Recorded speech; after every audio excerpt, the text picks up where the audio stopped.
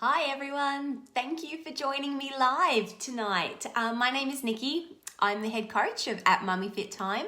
I'm also a personal trainer. I am an educator. I'm a mum of two and got doggies as well. And also a partner at home, so very busy. And I also work a corporate job as well as run Mummy Fit Time.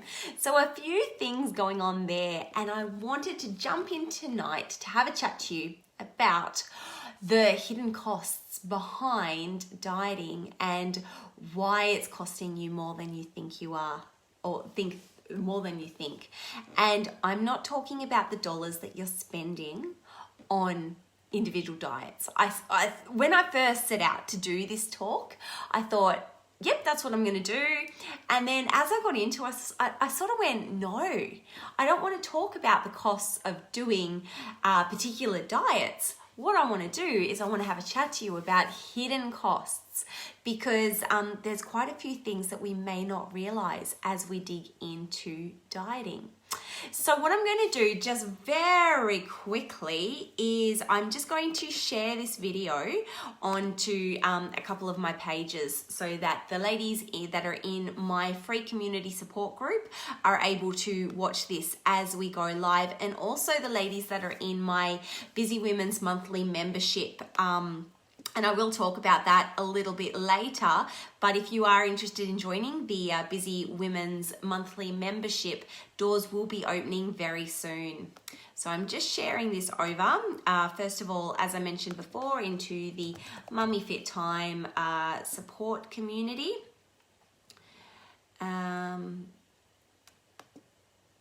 Sorry, just bear with me. I thought I was sharing it and then turned out, oh, I've lost it. Sorry, do bear with me here. Just sharing that across. We're probably going to get a little bit of background noise as I start to hear myself. Okay. Sharing it across. So as I mentioned before, I'm sharing it into the Mummy Fit Time free community support group, which you are welcome to join. I am happy to drop a link, and I'll drop the link in the comments actually at the end of this video. If you are wanting to join that one, that's a free group for anyone that is wanting extra support and advice around their health and fitness journey. And I'm also sharing this into my Busy Women's monthly membership, which is a monthly membership which has got coaching included in it, and it's an excellent education resource hub where you get that coaching with me one-on-one, plus a stack of different resources that are going to move you forward on your health journey. Okay, so they have been shared across now, so let's actually have a chat about why I'm here chatting with you guys tonight. So dieting. I'm going to start off with this really interesting, well, I think it's an interesting bit of information. I'm just referring to my notes as I do this. So researchers in the UK have found that the average woman will spend 17 years of her life on a diet, which on average, that's 2 diets per year.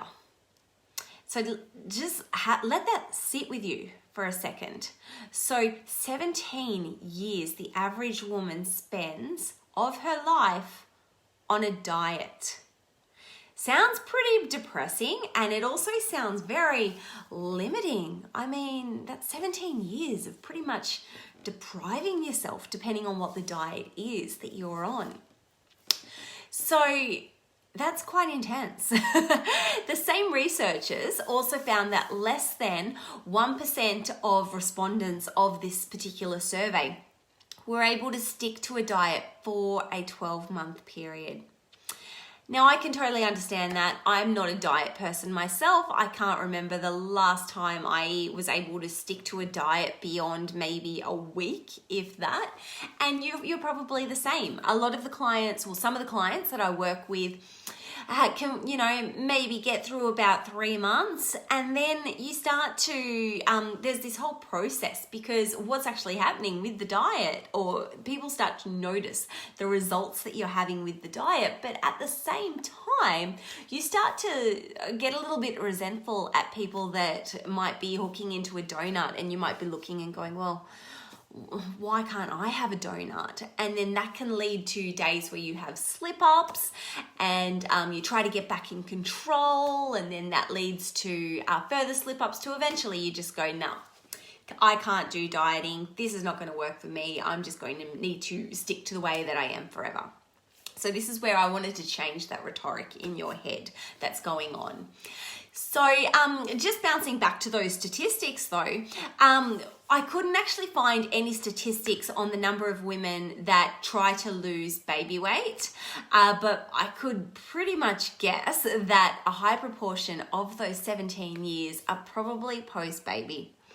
And that, I'm not surprised at my assumption there, because in a world where we are trying to aspire to be, bikini body perfect, or get our body back after baby, which is totally influenced by social media, and other people that are around us that might be influencing us with those assumptions and that mindset, I'm not surprised. Well, I wouldn't be surprised if the 17 years of that post-baby, a majority of that 17 years of dieting was in fact post-baby. So what many women actually don't realize though is the story has changed post-baby, because our bodies don't work in the same way they did before we had children. And as a result, we find ourselves taking these actions that are not necessarily good for our health. And as a result of that, we find ourselves tired and lacking in energy and cranky and irritable, and possibly even getting sick quite often. So I wanted to talk to you about how we can look at changing that. But before we go into looking at how we can change that, I want to talk to you about what a diet actually is and why do we diet. So let's define what a diet actually is. So I'm just going to read my notes here, because I've got a brilliant sentence, which is: a diet is restricting calories or restricting foods. So that can be taken in the form of keto, paleo, soup diets, cabbage diets, cleansers, liver detoxes, shake replacements, meal replacements with shakes. That's just a few that I can think of off the top of my head there. So the diet industry is actually a multi-billion-dollar industry. So just have a think about that as well. The diet industry is a multi-billion-dollar industry. So there are many people out there that are actually making money off selling people diets. And I'm not saying that they have bad intentions. However, the constant marketing, and it worked for me, which may only be maybe 1% of the population, leads us to think that diets are the answer to weight loss. And fair enough too, because if I saw an advert where you can see this person and they've lost this certain amount of weight in, say, 4 weeks, well, yeah, I want to jump on that. I want to be a part of that. But yeah, it generally, that's only about 1% of the population that is actually happening for. And to be honest, we don't actually know how they got to that. It might have been following the program exactly. It might have been doing some other things, whether harmful or good for you, that has led to that rapid weight loss there. So, lastly, most people know that exercise and nutrition, eating nutrition foods, works well for weight loss. We know that's generally what you need to do if you're wanting to lose weight. So why do they then go on a diet? If we've got that knowledge behind us already, why are we going on diets? And it's that instant fix that we're after. For most of us, we live in an instant gratification world, basically, where if we want something, we can pretty much go and we've got it, which is brilliant for a lot of things, but it also leads us to developing some unhealthy habits, particularly when it comes to, well, in this case, diets. So I'm going to dig in now about the hidden costs, because I know that that's why you're here and you're watching this video. So hidden cost number one, and this is around calorie restriction. So generally, you may have heard of the only way to lose weight is through a calorie deficit. I'm not going to go into the whole metabolic procedures of the calorie deficits, but in a snapshot, basically what it is that you are you're expending more calories out of your body per day than you're consuming. Now, I just need to clarify that too, because a lot of people go, oh, okay, well, I've got to use up more calories than I consume. So I'm going to spend this 20,000 hours in my day. We know there's not 20,000 hours, but you get my picture. I'm going to do all this exercising, and I'm going to exercise really, really, really hard. But we're also forgetting that our body actually needs a certain amount of calories simply to survive. Our body uses energy to breathe. So if we're restricting our calories to the point where we're not even giving our bodies enough calories to actually function, then that's where an issue happens, an issue arises. So this is one of the hidden costs that I'm talking about here. And I'm going to quote a famous study that took place, and this famous study took place in World War II. And it was around 36 healthy young men went on a diet involving 6 months of semi-starvation. And it was designed so that they'd lose 25% of their body weight. This diet cut their average daily calorie intake from 3,200 calories down to 1,600 calories. So effectively in half. Now, during this experiment, what these participants described was lethargy, irritability, and anxiety. They also suffered from dizziness, cold intolerance. They were always feeling cold, muscle soreness, hair loss, reduced coordination, edema, low sex drive, and ringing in the ears.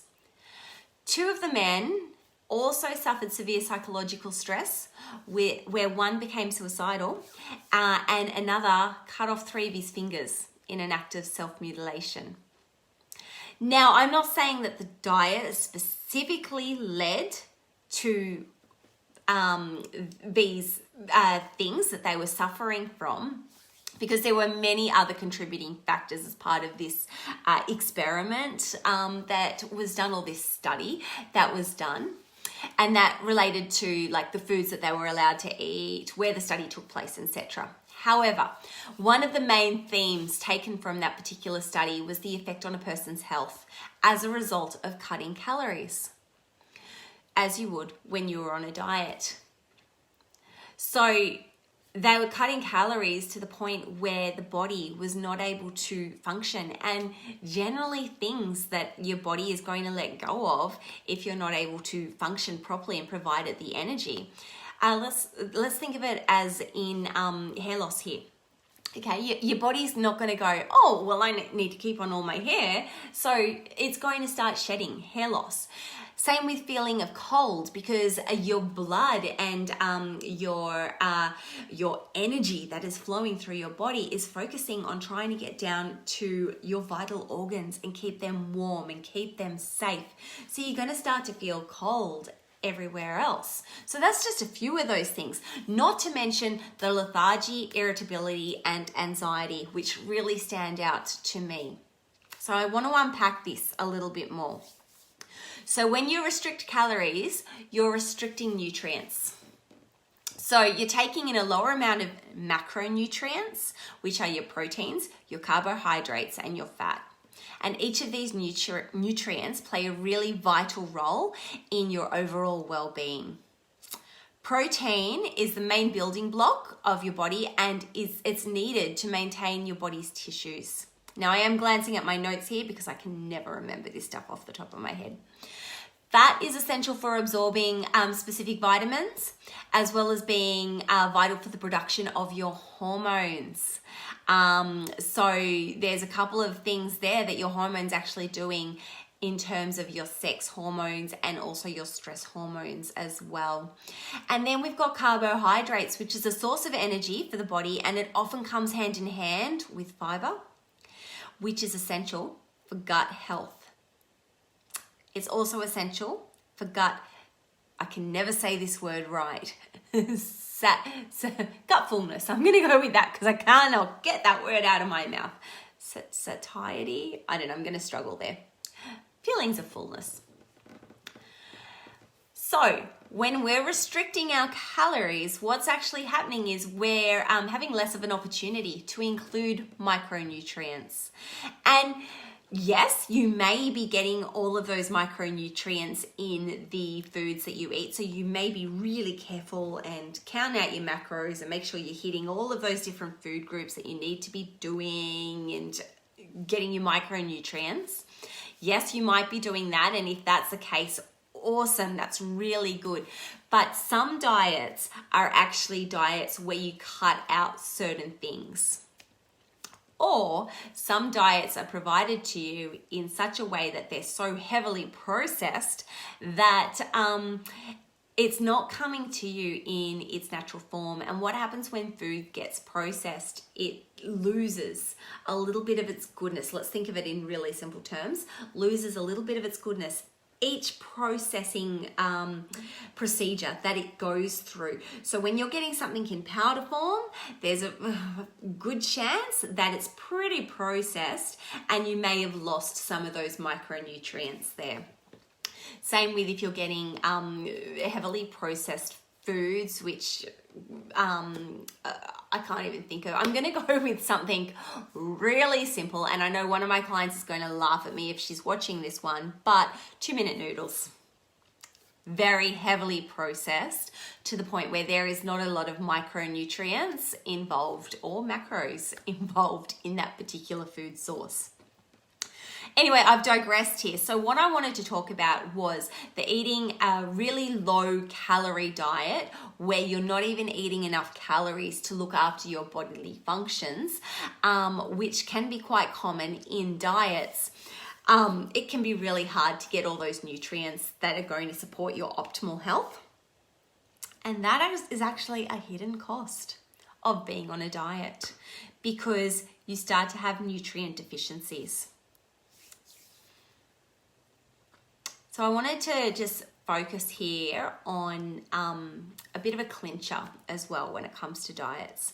Because when the diets end, so let's say you go back to maintaining your normal calories after, like your normal maintenance calories after your diet officially ends. I'm going to go with a number off the top of my head. So let's say your daily maintenance calories are 2,000 calories per day. And you've been on a diet where you've been restricting yourself to 1,200 calories. So once you finish your diet and you go back to your maintenance calories, and your maintenance calories are normally what you need to do to maintain the weight that you're at. Okay. Your body takes time to adjust to that increase in calories. So you can actually put weight on even when you're eating what used to be maintained by your body. This is where the yo-yo dieting cycle begins and why you feel you need to bounce from diet to diet, or why you do bounce from diet to diet. Simply because your body is not adjusting to those maintenance calories. So very important to note. And then the last thing I wanted to point out on this particular part of this talk was that eating low calories and not getting enough protein to maintain your muscle mass, which is your metabolic rate, can drop even further. So put simply, that means dropping too low calories will actually teach your body to function at that level. So any higher than that can lead to weight gain. So basically what we're doing is confusing your body quite a lot, okay? And your body then thinks, like it's in a state of confusion really, and it's really hard to reset that and get back to that metabolic rate, which puts you into a state of always having to diet. And I don't know about you, but I don't want to have to live like that. I'd hate to be constantly restricted from the foods that I'm wanting to eat. So now I wanted to just bounce. I was hoping to only chat for 30 minutes, and I've got about 8 minutes left. So the other thing I wanted to talk about here was a second hidden cost, and that was around our perception of food. Because as we grow up, and what food is meant to be about is food is a form of nutrition. It is, I guess, what helps our body running. This is ultimately what food is meant to be. It's meant to be about fueling our body to be able to function properly, right? So when you're on dieting, a hidden cost of being on diets is that your perception, your view changes when it comes to food. So you start viewing particular foods about whether they're going to make you skinny or fat, or whether they are good foods or whether they are bad foods. So restricting your food intake can actually lead to a preoccupation with food. This, what I'm talking about here, I really dig deep into in my Busy Women's monthly membership. And we really get into the nuts and bolts of why we have particular food choices, and also food cycles, and what's influencing us, emotional eating, etc. But I'm just going to touch on this very briefly here around your preoccupation with food. So you may be constantly telling yourself that you can't have this food, and then your subconscious mind is actually then getting these visuals of, let's say, a Mars bar. I can't have a Mars bar. I can't have a Mars bar. I can't have a Mars bar. I can't have a Mars bar. What's going on in your mind right now? You want a Mars bar, don't you? Or at least you're picturing a Mars bar. So when that is going around in your mind, it can actually make you then want that food even more. So that's a little bit annoying, very frustrating when you're trying to not eat that particular food. And then what this can actually do is it can lead to binge eating.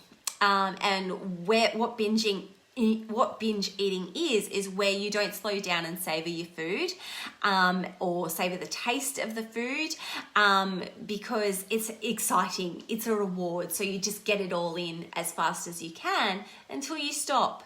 And then unfortunately you may feel the complete opposite, which is feelings of guilt and shame. And this is where we get into emotional eating. Not a topic I'm going to discuss tonight, but if you are wanting to delve more into emotional eating and why we do make our food choices, then ask me about my Busy Women's monthly membership, and I can direct you towards more information around that. So another thing that we might talk about here is you sort of lose a sense of control when you're, first of all, binge eating, or you're preoccupied with food, or you're constantly yo-yoing with diets. And so you might be used to saying things in your head like, time to get back in control, or I'll get back in control tomorrow. So if you find yourself saying those things, something to be aware of at least, because just the simple act of becoming mindful around that is a huge help as well when it comes to your preconceptions, when it comes to food and your habits and your mindset, etc.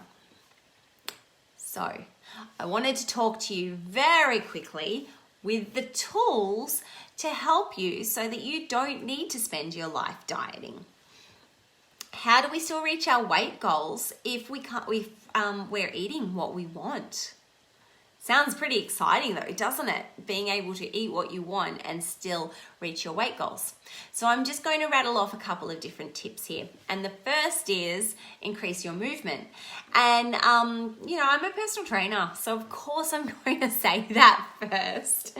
But often I hear people say that they're too tired to exercise, but it's usually the other way around. The lack of exercise has made them more fatigued.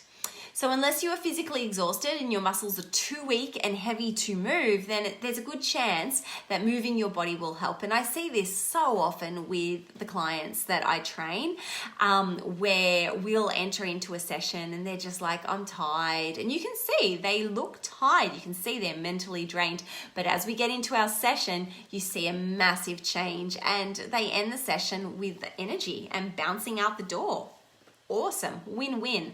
So no, you don't necessarily need to be doing an exercise session with me to achieve those results.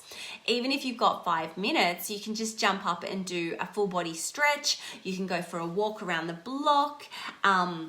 You can bust out some really quick on the spot body weight exercises, such as some star jumps, unless you've got pelvic floor weakness, and that's a whole different topic again. 20 body weight squats, you might do some push-ups, whatever it might be, but getting your body moving.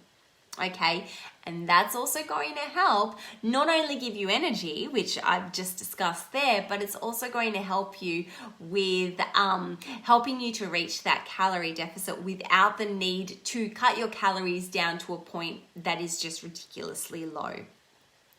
Another thing that I wanted to give you a tip on is mindful eating. And so mindful eating is the act of mindfully being aware of what you're putting in your mouth and what you're eating at the time. So for example, how many times have you sat in front of the TV with a bag of chips, and then you get to the end of the bag and you look down and you're just like, how did that happen? I don't even remember that. Same with biscuits, or it might be for me, sometimes it could be lollies. Whatever it might be, the act of mindful eating is just being mindful of what you're consuming. So it's just a heightened sense of awareness. When you're more aware of what you're eating, one, you're most likely going to eat less of those particular foods because you're aware. It's not just, you're just not mindlessly consuming, but you're also a little bit more mindful about the types of food that you're going to be putting into your body too. Now, I'm not saying you need to be completely restricted. We're not dieting here, but you are being more mindfully aware of the types of foods that you are fueling your body with. Now, another thing that you could do is alter your eating habits, and I'm just going to give you 4 very quick tips here around how you can alter your eating habits. And that is, you can use smaller plates and bowls. So that's a visual trick, okay? Your mind can be very easily, what's the word that I'm going for? Your mind can be very easily fooled, I guess, into thinking that you're eating a big meal because the plate is full, basically. So we sort of think or associate a big fulfilling meal with a full plate. So if you're using a smaller plate but filling that smaller plate, it's a bit of a visual trick. You might also want to have a glass of water before you eat, because sometimes we confuse hunger with thirst. Did I get that around the right way? No. Sometimes we confuse thirst with hunger. And watch your packaging on your foods. So it's easy to assume that a packet is a serving, but sometimes it might contain many servings. So think about biscuits. Generally, a serving of biscuits is not an entire packet of biscuits. Even some meals that you can get in packaging. Just be really mindful of the serving size. And on that note of serving sizes and in your packets, have a think about takeaway foods as well. If you've got time, scroll through my videos on this Facebook feed. I've got a video that I've done with some takeaway food, and it was a large takeaway meal, and I've popped it on the plate, and in a packet you just go, yep, that's a serving. It's a large serving, but it's a serving. But when you put it out on a plate, it was a huge amount of food. In fact, it was probably 2 servings worth. So just be mindful of when you are getting pre-made meals or anything like that, to put it out on a bowl or a plate.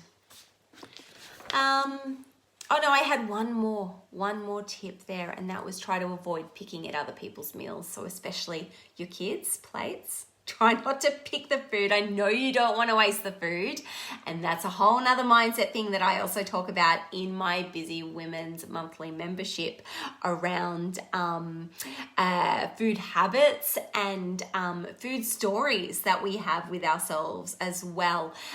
For example, there are lots of children starving over in a third world country. How many of us grew up with that story? Again, that's a conversation for another day. Okay, I touched on hydration earlier, and one last thing I wanted to talk about very quickly, because this does form a part of my 5 pillars of health, which is reducing stress. So your stress can really make you feel tired, and when you are stressed, you do sometimes feel led to making food choices that you may not necessarily make if you weren't under stress. So something to be really aware of there, and something that you can do, is what I call a nourishment menu, where you've got a selection of things that you find quite nourishing for yourself, whether that be meditation, do some physical exercise, have a drink of water, go for a walk, have a nap, go sit and do some deep breathing, whatever it might be. But those type of things where you feel like you really need to eat something right now, or you're absolutely craving a particular food that you don't think is going to be particularly nourishing for your body, rather than restricting yourself from having that food, do something from your nourishment menu. And afterwards, if you still want that particular food, then go for it. But if not, basically what we're doing is breaking that cycle there between an event happening and immediately reaching for food, versus an event happening, take a moment, nourish yourself. Okay, do I actually want this piece of food? Yes, I do, or no, I don't. So it's just breaking that thinking pattern there. That pretty much covers everything I think that I wanted to talk about. I do have notes here though, so I'm just going to go through. Nope, the last note is a blank page. So thank you so much for joining me. If you have been watching me live, or if you have caught me on the replay, I very much appreciate you taking some time to watch this particular video. And if you are interested in the Busy Women's monthly membership, then doors will be opening again soon. Doors only open a couple of times throughout the year, but the Busy Women's monthly membership is an excellent hub for addressing the 5 pillars of health that I mentioned just before, which is exercise, nutrition, stress, sleep, and mindset, when it comes to moving forward on your health journey and achieving the particular goals that you're wanting to achieve. So not only is it an education and resource hub, but it is also a place where you can get support and coaching from me. And we really cater it and tailor it, personalize it for the ladies that are in the group. So we have a path that you follow called My Best Me Path, which helps you to break down what your particular goals are and how we're actually going to go about achieving those. And then from there, we use your responses from doing that path towards providing you with the information and support that you need to start moving forward and taking action. So if you have any questions, feel free to send me a message or drop a comment below. And thank you very much for watching.